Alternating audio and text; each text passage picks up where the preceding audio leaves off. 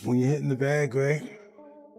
I see you hitting them. When you walk, I want you to do like this and doing this. Boom, boom, boom, boom. You keep for boom, boom, boom, boom. How long you can do that? 1, 2, 1, 2, 1, 2.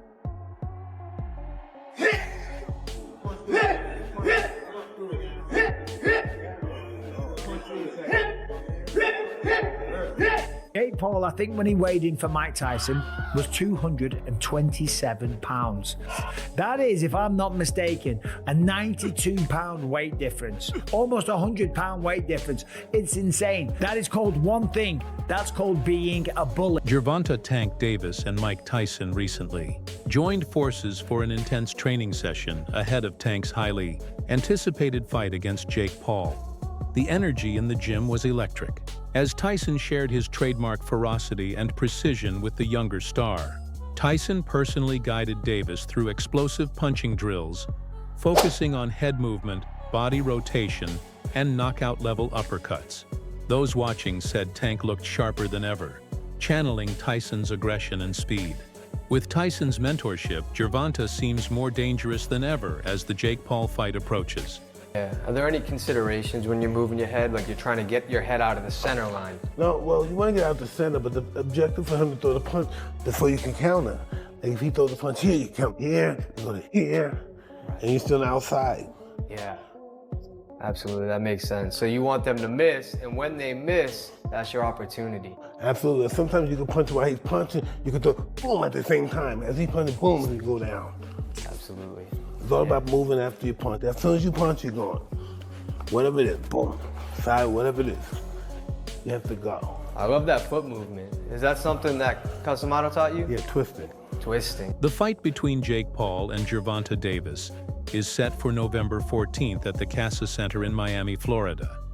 It was originally scheduled for Atlanta but was moved after the Georgia Athletic and Entertainment Commission expressed concern about the large weight difference between the two fighters. Oh my days. Jake Paul versus Tank Davis. Is this real? This can't be real. Because he was talking about fighting Joshua, which is heavyweight. And now he's saying about fighting Tank. Nah, this can't be. It's Netflix as well. I need to go and do some checks and see if like the main pages have posted this, but Jake Paul's posted it. It says Friday, November 14th. It's in Atlanta, State Farm Arena. This is random, no? Mike Tyson, who has shared the ring with Jake Paul before, has warned Paul to be cautious as he prepares to face Gervonta Davis. Tyson understands both the pressure and unpredictability of fighting Paul, but also recognizes the serious danger that comes with facing a fighter as explosive and technically skilled as Davis. While Paul might have the upper hand in size and youth, Tyson believes Tank's speed, timing, and one-punch knockout power make him a real threat, regardless of the weight gap.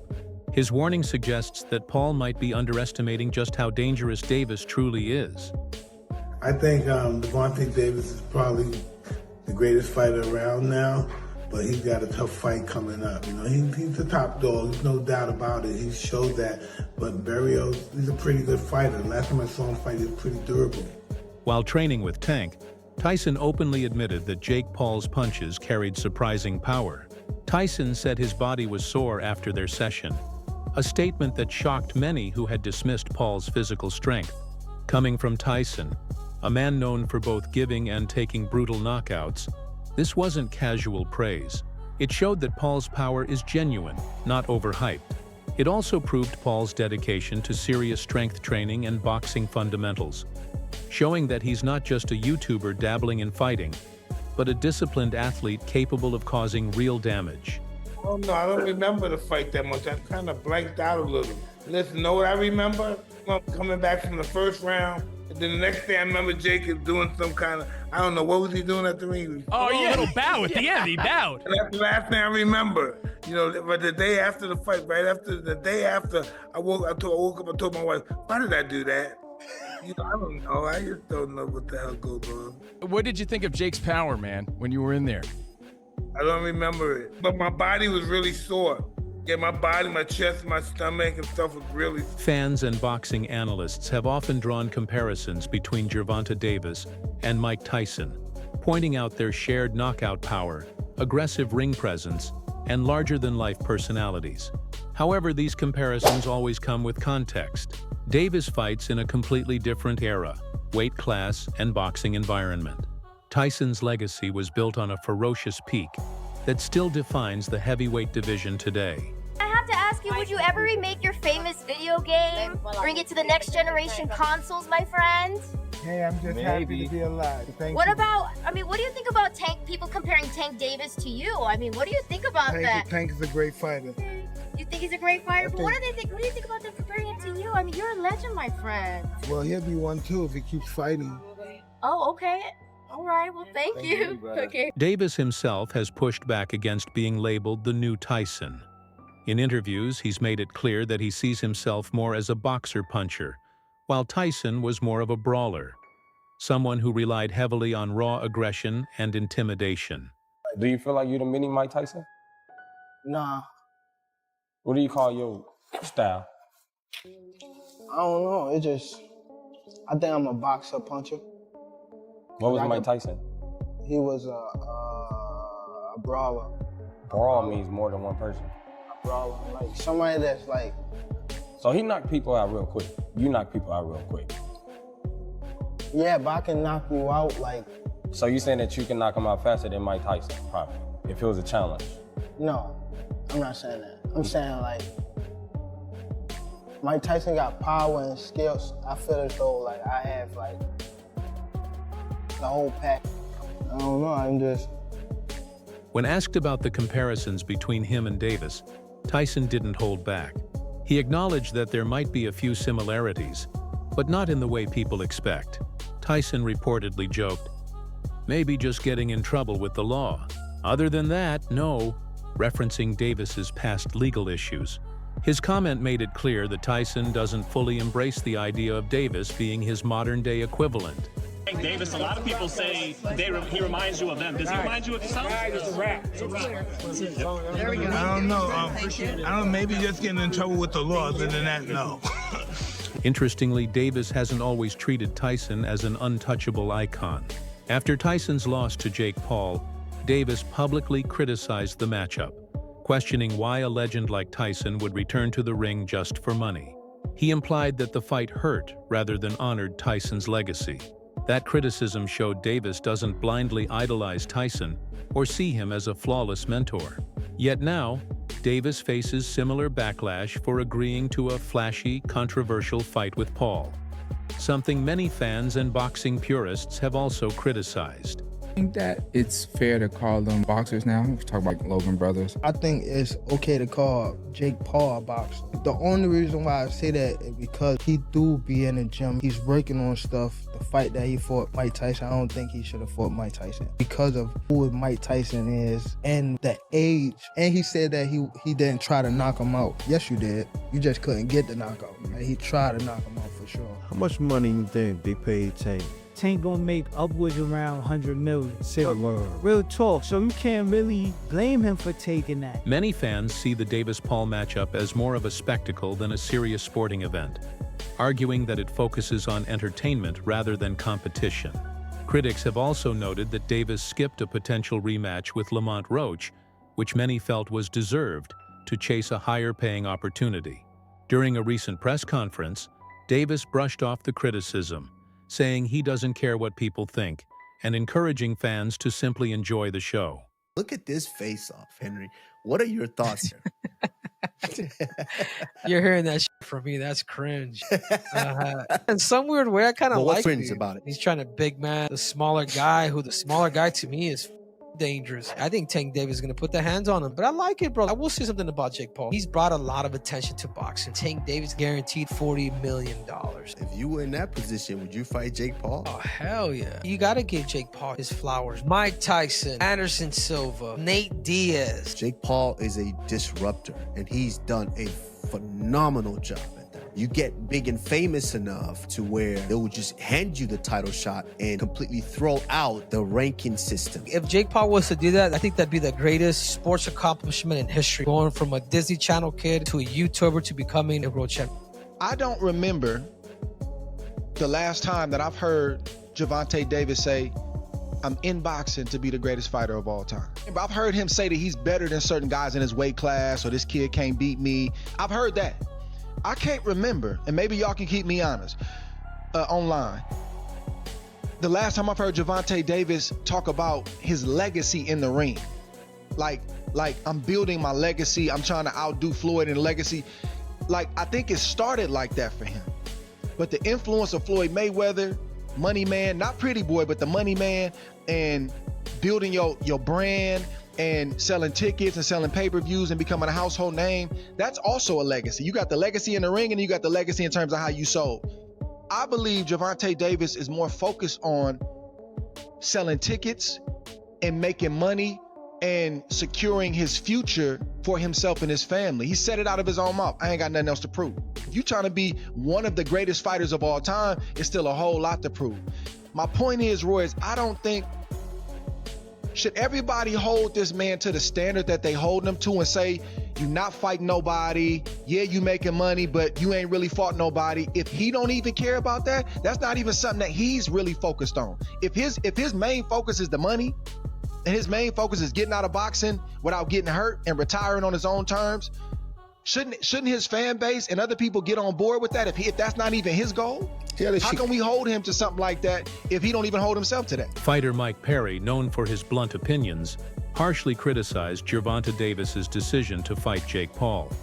Perry claimed that Davis isn't the knockout artist he once was and suggested his passion for boxing has faded. He argued that when a fighter loses their love for the sport, it becomes extremely difficult to face opponents who are naturally bigger, heavier, and more motivated. Perry added that Davis, despite his skill and speed, will face a steep challenge against Paul, who could enter the ring weighing nearly 180 pounds, a massive difference that changes everything, from punch impact to stamina, and how much punishment each fighter can take. Jake just signed on to fight Tank Davis. What do you think of that fight? He's got like 100 pounds on him. Yeah, you know, and they say that there's a large weight discrepancy. Like, me and Jeremy are the same size. So, you know, it's his lower half is really small. My legs are gonna work the best that night. I have really strong legs. I'll squat twice the size that he can, and so my strong legs are gonna do work. Jake is big. Tank has a lot of skill, but I don't think he's the same Tank that we saw the most incredible knockouts. We saw him, I mean, Lamont Roach performed great. They went to draw, and, you know, I just don't know. And Tank walked away. I don't know if he loves it enough to beat a guy who outweighs him by 80 to 100 pounds. Boxing analyst Showbiz the Adult took a direct approach, claiming Jake Paul will land heavy shots on Gervonta Davis. He based this on Paul's clear physical advantages in size, reach, and power. While acknowledging Davis's skill, Showbiz argued that Paul's strength and endurance could allow him to dominate the fight. His analysis has added to the skepticism around Davis's chances. Although Davis has explosive speed and refined technique, Showbiz believes the sheer difference in physical dimensions could ultimately decide the outcome, favoring Jake Paul. How does Tank Davis beat Jake Paul? I mean, you have Shakur Stevenson saying Jake Paul doesn't have a snowball's chance in hell, and that Gervonta Tank Davis would just outbox him and beat him on points. I can see Tank just outboxing him and making it real easy. And I get that, but when I think of Tank Davis, I think of a guy who kind of counters you to knock you out. I think of a guy who's not really a busy fighter. And this isn't just a size thing, because hell, if it was Jake Paul versus the prime Manny Pacquiao, I would say Manny Pacquiao because of Manny Pacquiao's style, how busy he is, how he hops in and out, I think he would collect the points. While Tank Davis, I think he punches the least amount of all fighters in the world right now. So do I think he can one punch KO Jake Paul? Well, the thing is about Gervonta has really shown a huge amount of concern fighting anything north of 135. Check this out. He hit me in the back of my head. That stung a little bit, but other than that, it wasn't really. That's why I was nervous. Like, he's 140, so I would have tried to get caught too clean. Critics have also pointed to Jake Paul's recent win over 58-year-old Mike Tyson as part of a concerning pattern. Many believe fighting an aging legend was more spectacle than sport, questioning Paul's genuine commitment to boxing. Notable figures like Carl Fruck dismissed the win as unimpressive, arguing that Paul's success relies more on showmanship than real boxing skill. Jake Paul, you've lost your mind if you think you can go toe-to-toe with Anthony Joshua. Listen, let's not get confused, guys. Let's not get confused. Yes, cool. Anthony, he took a big L with Daniel Dubois. But Daniel Dubois is not no joke, bro. It's not a joke. You know what I'm trying to say? He took a L there, but Jake Paul, I got the utmost respect of what he's done, how he's managed to navigate through the boxing world. Like, bro, it's so mad. And I can see this is like a 90%. It's happening, it's positioning, it's marketing already. Like, why would you see Jake Paul go face to face with Alexander Usyk if it's not to position for a fight for Saudi? Obviously, Jake Paul's gonna fight Anthony Joshua. There's possibly gonna be a Usyk against Tyson Fury 3, because obviously the last two were so close. But you never know. It can also be a Usyk against Derek Chisora. Do you know what I mean? You never know. Stephen A. Smith has repeatedly criticized Jake Paul's choice of opponents, pointing out that most of them are either retired fighters or not elite-level boxers. Smith argues that Paul still hasn't proven himself against current top-tier competition. Paul has countered these claims by saying he tried to arrange a fight with Tommy Fury, who initially declined. Their bout finally happened in February 2023, marking one of the few times Paul faced a fully active professional boxer. Paul lost that match by split decision, his first and so far only loss to a legitimate boxer in his prime. You are beating up on dudes who don't box. They're not boxers. I was on Disney Channel while these guys were winning UFC championships. Okay. You know, I was playing with Mickey Mouse while these guys were throwing arm bars and winning UFC championships. Everyone's, analyzing my career, critiquing it, paying attention to it from day one, but you can't tell me who was Mike Tyson's first fight. You can't tell me who Muhammad Ali, who is his fourth fight. No one knows, but everyone's seen all of my fights. I tried to fight Tommy Fury. Yeah, I tried to fight Tommy Fury, and he backed out due to a rib injury. Undefeated, young prospect. He comes from the Fury family. His brother's the heavyweight champion of the world. I tried to fight him, and he got... Smith also criticized Paul's decision to fight Mike Tyson, arguing that if Paul truly wants to be taken seriously in boxing, he should face opponents closer to his age and experience level rather than challenging older veterans. I can't buy the hype at this particular moment in time. Now, I'll give Jake Paul credit for this. At least he's in the ring with a boxer. But 57 years old is 57 years old. And 57 years old and formally walking into a UFC fight as an audience member, as a patron with a cane, it's hard to me believe a year later that you're going to be in any condition to really, really fight. I hope I'm wrong, but I don't know. And if you're Jake Paul, here's what I want to say to you. It's Mike Tyson, that's fine. It's a money fight, I get you, and you want to make money. But at some point in time, if you keep telling us that you're taking boxing seriously and you want to be recognized as a big-time boxer / fighter, you're going to have to fight somebody closer to your age, who is a contender at the very least in the sport and who lives with it every single day. Could you please get in the ring with somebody? Pretty please with sugar on top. I'm interested. What did you think about the fight, Jake Paul? I hate it. And Jake Paul's starting to piss me off. Mike Tyson is 57 years old, man. Jake Paul been training with professional boxing trainers for years. He takes the sport very seriously. Thank you. So let me ask you, that's the question I have, because great kid, great businessman, by the way, amazing. And I know how he does all this, the character and the persona. We keep saying that he doesn't want to be a boxer. He's not a boxer, but then Jake Paul is a boxer. Yeah, exactly. That's my point. Exactly. He's a boxer. He can fight. I respect it. So go in there against fighters. You should be climbing the ladder towards those other fighters and taking the sport seriously to the point where you're fighting actual boxers. Now he decides to fight a fighter, a real fighter, which is Tyson. But Tyson is 30 years older. Stop this nonsense of going against dudes that either ain't boxing or is 25 years removed from the sport. Meanwhile, Jake Paul insists he's helping reshape the future of boxing. In a recent interview, Paul said the sport is more exciting than ever and credited Netflix as a major game changer.